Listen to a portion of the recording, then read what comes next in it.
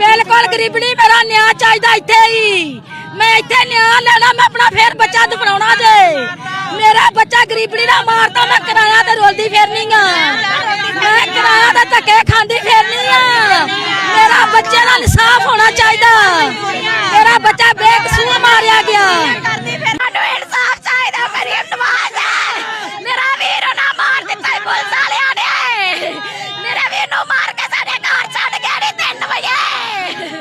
टुटे मार के मेरा वीर मार नवीं नवाज को जावे साडा इंसाफ चाहिदा आ साडा बच्चा सही चाहिदा आ ते मार के सुੱਟ के गए साडे घर सुੱਟ के गए 10 के भी नहीं गए साडा 10 के भी नहीं गए खानपुर से जमात लगती है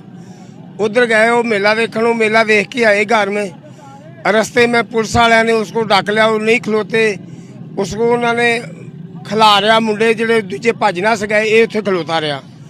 उन्होंने फड़ के ठुड मार मूर के मार दिता मार मूर के फिर उन्होंने साढ़े बूहे के अगे गाड़ी सुट के वो 10 के भी नहीं गए कि तुहाडे बच्चे ने ऐसा मसला बनया या नहीं बनया तो ये सानू इंसाफ चाहिए है मरियम नवाज को असगर अली सर मेरा नाम है भतीजा मेरा वे राती जमात से गए सन शहर शिवपुरे रहने वाले असी वापस आने थाने ए डिवीजन डाला उन्होंने प्यार रक्षे के बच्चे डर के ने ये नशे ने थोड़ा जिहा पिछे डाला ला के इन्हें पढ़िया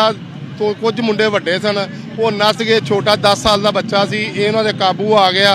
इन्हें मार मार के तो उन्होंने जाने मार छड्डिया वे मार के बूहे अगे सुट गए ने साडे डाले दे मरियम नवाज कोलों इंसाफ चाहिए सानू ते मेहरबानी की जाए साडे दे माड़े लोग आ मेरा इंसाफ करना जे मैं तरसेवें दे बच्चे लै सी इन्हां जालमां ने मेरे मार दिता